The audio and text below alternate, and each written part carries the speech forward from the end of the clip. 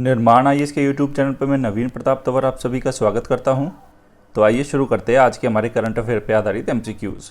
आज का हमारा पहला प्रश्न है, निम्नलिखित कथनों पर विचार करें।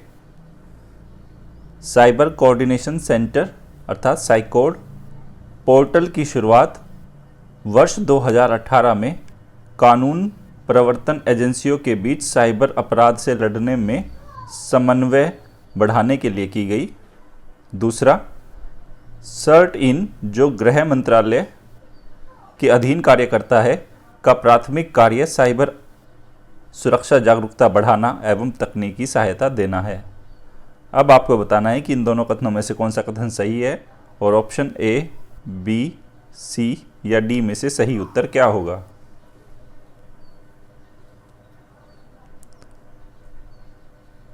और इस प्रश्न का सही उत्तर है ऑप्शन ए, मतलब पहला कथन सही है और दूसरा कथन गलत।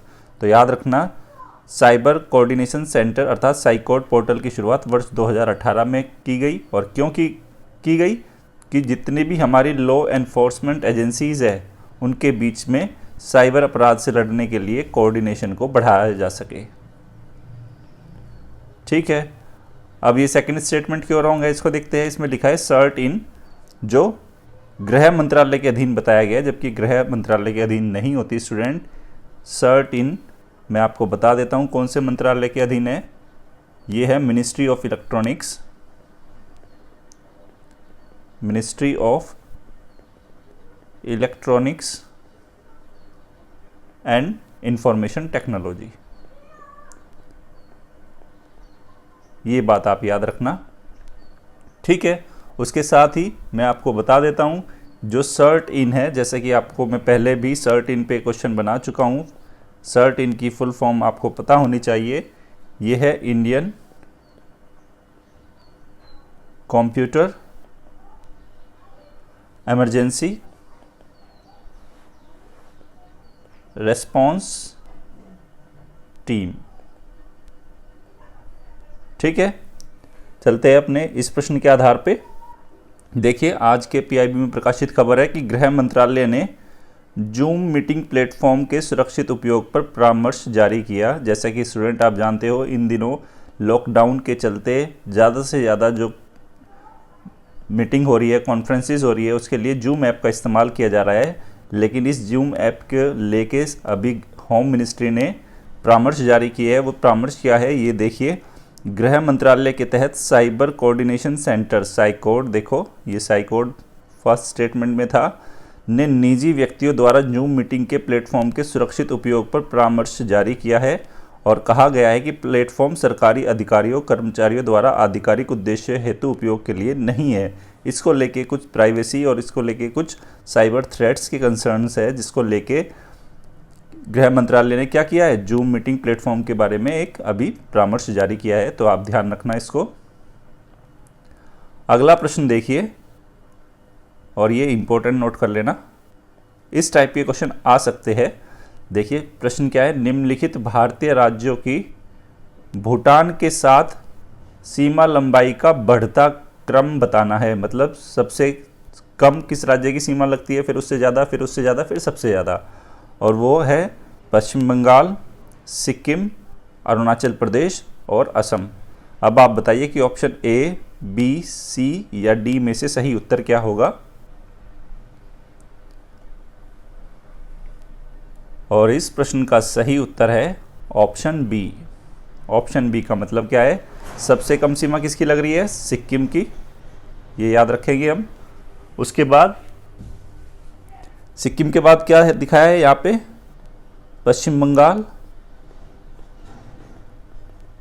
पश्चिम बंगाल के बाद अरुणाचल प्रदेश और उसके बाद है असम। मैं आपको बता देता हूँ, असम का 267 किलोमीटर एरिया भूटान से लगता है। अगर बात अरुणाचल प्रदेश की जाए तो ये 217 किलोमीटर, पश्चिमी बंगाल की बात की जाए तो 183 किलोमीटर, और अगर सिक्किम की बात की जाए तो 32 किलोमीटर का जो बॉर्डर है वो भूटान से लगता है। अब ये देखिए, आज के पीआईबी में प्रकाशित एक खबर है कि भारत प्रधानमंत्री और भूटान के प्रधानमंत्री के बीच टेलीफोन पर वार्ता हुई। तो मुझे लगा क्योंकि कोविड-19 के चलते स्टूडेंट वैसे ही बहुत अच्छी न्यूज़ नहीं आ रही जिनसे प्रीलिम्स के एमसीक्यू बनाए जा सके, तो जितने ज़्यादा डायमेंशंस पे सोच के क्वेश्चन बनाने की कोशिश हो सकती है मैं वो कर रहा हूँ लगातार। तो मुझे लगा कि भूटान के बारे में आपको पता होना चाहिए कि भारत के किन किन स्टेट्स का बॉर्डर भूटान से लगता है। ये देखिए, आप देख सकते हैं यहाँ पे ये मैप दिखाया गया है। यहाँ पे आप देखिए भूटान है और आप देख सकते हैं भूटान के साथ इधर सिक्किम में बॉर्डर लगता है। ये वेस्ट बंगाल का बॉर्डर लग रहा है, यहाँ पे आप देख सकते हैं वेस्ट बंगाल, यहाँ तक इसका बॉर्डर जाता है। फिर यहाँ पे अरुणाचल प्रदेश और फिर नीचे असम का बॉर्डर लगता है इससे। तो ये असम, अरुणाचल प्रदेश, सिक्किम और वेस्ट बंगाल, इन 4 स्टेट का बॉर्डर लगता है भूटान के साथ। अगला प्रश्न है, निम्नलिखित कथनों पर विचार करें और इसको इंपॉर्टेंट नोट कर लेना।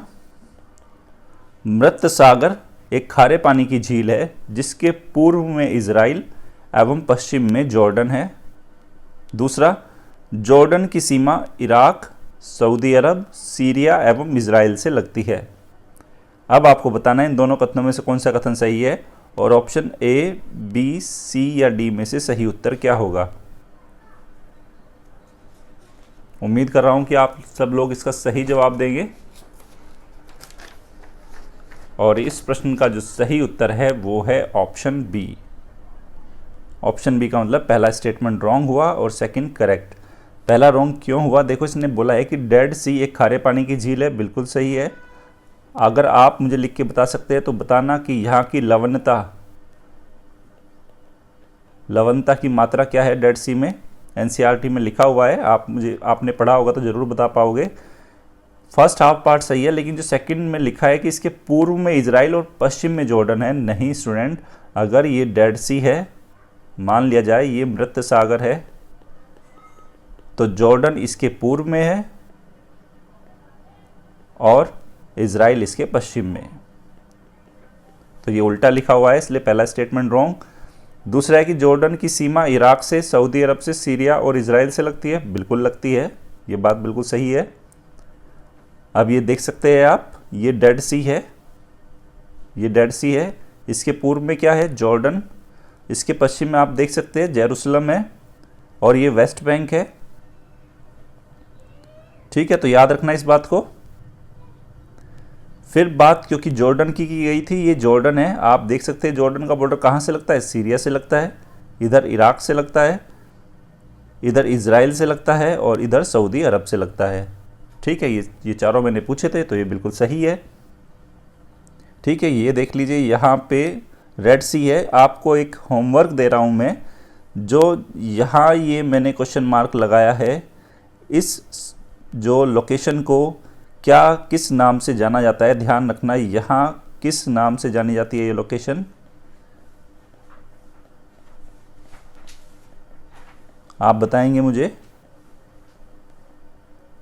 उम्मीद कर रहा हूँ आप सब लोगों को पता होगा। नेक्स्ट है और इसको इम्पोर्टेंट नोट करना। देखिए क्या है, software technology parks of India STPI के संबंध में निम्नलिखित कथनों पर विचार करें। पहला, STPI की स्थापना वर्ष 1991 में एक स्वायत्त सोसाइटी के रूप में की गई। दूसरा, STPI विज्ञान एवं प्रौद्योगिकी मंत्रालय के अधीन कार्यरत है। तीसरा, STPI ने भारत की सूचना प्रौद्योगिकी ताकत बनने में महत्वपूर्ण भूमिका निभाई है। अब आपको बताना है कि software technology parks of India के बारे में इन तीनों कथनों में से कौन सा कथन सही है।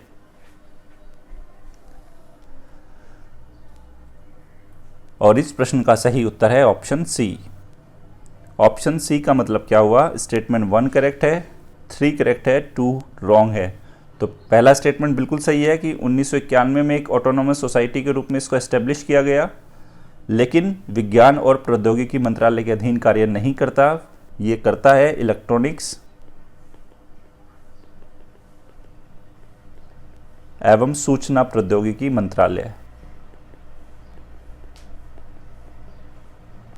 मंत्रालय भारत सरकार। इस बात को हम याद रखेंगे। तीसरा स्टेटमेंट बिल्कुल सही है कि जो STPI है, इन्होंने भारत को एक IT सुपर पावर के रूप में विकसित करने में महत्वपूर्ण भूमिका निभाई है। ठीक है, क्योंकि जो STPI है इसका जो कार्य है मैं आपको बता देता हूँ। STPI का कार्य ये पता होना चाहिए क्या है। ये भारत से सॉफ्टवेयर एक्सपोर्ट को, उनके निर्यात को प्रोत्साहित करने और उनको बढ़ाने के लिए स्थापित किया गया है इसको। STPI किस वर्ष स्थापित किया? 1991 में। किस रूप में? एक ऑटोनोमस सोसाइटी के रूप में। किस मंत्रालय के अंदर है? इलेक्ट्रॉनिक्स एवं सूचना प्रौद्योगिकी मंत्रालय के अंतर्गत काम करता है। और काम क्या है? भारत से सॉफ्टवेयर एक्सपोर्ट को बढ़ावा देने के लिए और उनको प्रमोट करने के लिए STPI काम करता है। अब ये देखते हैं इस प्रश्न को क्यों बनाया गया। आप देख सकते हैं PIB की खबर है, मोदी सरकार ने software technology parks of India STPI केंद्रों से संचालित होने वाली IT कंपनियों को किराए में 4 महीने की छूट दी है। तो मैंने फिर बताया कि ये STPI होते क्या है। आगे चलते हैं। अगला प्रश्न है, खाड़ी सहयोग परिषद गल्फ कोऑपरेशन काउंसिल के संबंध में निम्नलिखित कथनों पर विचार करें। पहला, यह एक क्षेत्रीय अंतर सरकारी राजनीतिक एवं आर्थिक यूनियन है जिसके चार्टर पर वर्ष 1981 में हस्ताक्षर किए गए। दूसरा, बहरीन, कुवैत, ओमान, सऊदी अरब, यूनाइटेड अरब अमीरात एवं इराक इसके सदस्य देश है। अब आपको बताना है कि GCC, इसको GCC भी बोला जाता है, के बारे में इन दोनों कथनों में से कौन सा कथन सही है और A, B, C या D में से सही उत्तर क्या होगा। और इस प्रश्न का सही उत्तर है ऑप्शन A। ऑप्शन A का मतलब स्टेटमेंट 1 करेक्ट है, 2 इनकरेक्ट। तो पहला याद रखेंगे कि जो इसकी स्थापना की गई 1981 में, एक क्षेत्रीय अंतर सरकारी राजनीतिक एवं आर्थिक, याद रखना ये पॉलिटिकल और इकोनॉमिक दोनों ही यूनियन है ये एक तरह का। लेकिन सेकंड स्टेटमेंट क्यों रॉन्ग है? बहरीन इसका सदस्य है, कुवैत सदस्य है, ओमान भी है, सऊदी अरब भी है, यूनाइटेड अरब अमीरात भी है, लेकिन इराक इसका सदस्य नहीं है। इसके चलते ये सेकंड स्टेटमेंट रॉन्ग हुआ, इसलिए स्टेटमेंट फर्स्ट करेक्ट है और सेकंड इनकरेक्ट। अब मैं आपको बता देता हूं जो GCC का हेडक्वार्टर कहाँ है। ये रियाद में है, सऊदी अरब। और जितनी भी ये GCC कंट्रीज है ना स्टूडेंट, ये सारी की सारी फारस की खाड़ी के चारों ओर है।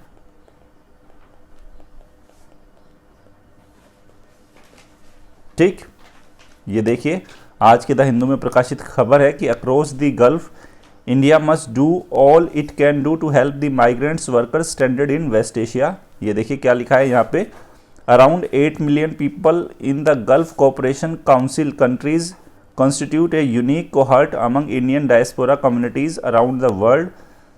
लगभग पूरी दुनिया में जो 8 भारत से जो माइग्रेंट करने वाले जो लोग हैं, इंडियन डायस्पोरा कम्युनिटी के लोग हैं, उसमें से लगभग 8 मिलियन लोग जो गल्फ कंट्रीज़ में अभी क्या हुए हैं, फंसे हुए हैं। किसके चलते? कोविड-19 के चलते। और वो इंतज़ार कर रहे हैं कि वहाँ से उनको किस तरह से निकाला जाए।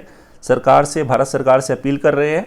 Around 50% of them are unskilled and another 30% are semi skilled. तो याद रखना कि ये जो वर्कर्स है इनके बताया गया है कि इस तरह का जॉब प्रोफाइल है जो वहाँ पे फंसे हुए हैं, उसमें 50% के करीब अनस्किल्ड है और 20% के करीब उसमें 30% सेमी स्किल्ड है और 20% बाकी क्या है वहाँ पे, of 20% of them are skilled and lucrative employed. तो ये स्किल्ड है यहाँ पे। तो ये बताया गया है कि जो भारतीय वहाँ पे रह रहे हैं वो किस टाइप का उनका वर्क प्रोफाइल है। तो आप देख सकते हैं लगातार इंतज़ार कर रहे हैं, भारत सरकार से गुहार कर रहे हैं कि उनको वहाँ से निकाला जाए।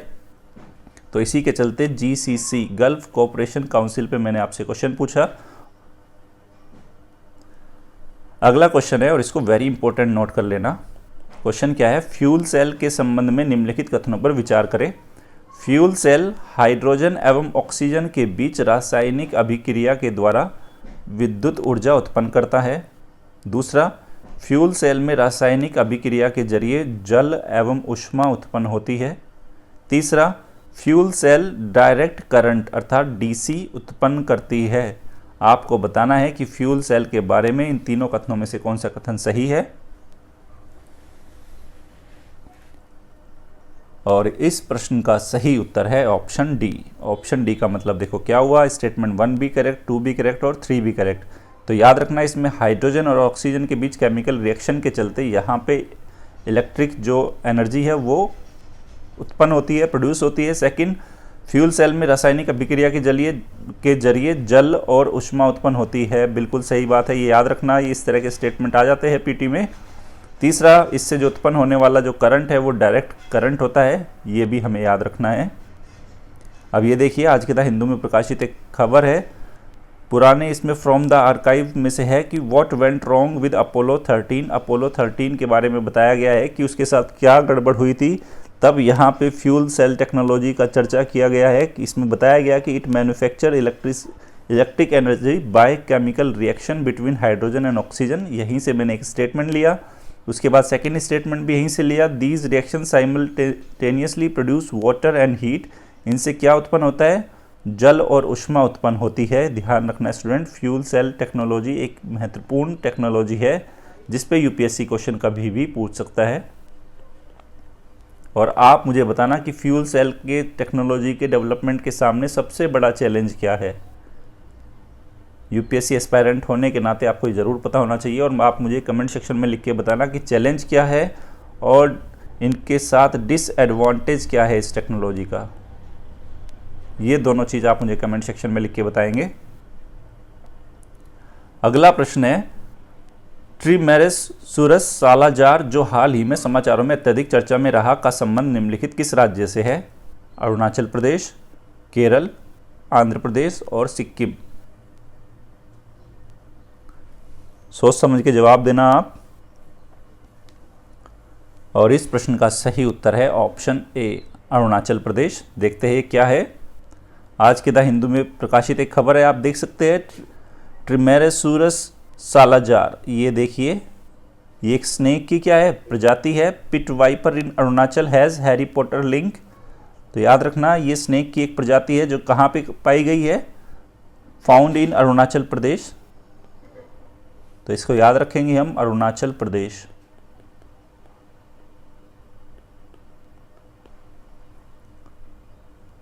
अगला प्रश्न है, प्रश्न क्या है, निम्नलिखित कथनों पर विचार करें। कथन ए है, देखिए क्या बोलता है ये, तैरते हुए सोलर पावर प्लांट की दक्षता स्थल पर लगाए जाने वाले प्लांट की अपेक्षा अधिक होती है। कथन आर है, जलीय निकाय पर स्थापित सोलर प्लांट के तापमान पर जल का मॉडरेट प्रभाव होता है। अब आपको बताना है कि निम्नलिखित में से कौन सा कथन ए और कथन आर के बारे में सही है। ए, कथन ए और आर दोनों सत्य है तथा आर ए की सही व्याख्या करता है। बी, कथन ए और आर दोनों सत्य है तथा आर ए की सही व्याख्या नहीं करता। सी, कथन ए सत्य है और कथन आर असत्य है। डी, कथन आर सत्य है, कथन ए असत्य है।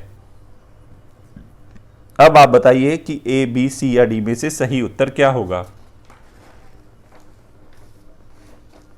सोच समझ के जवाब देना आप इसका।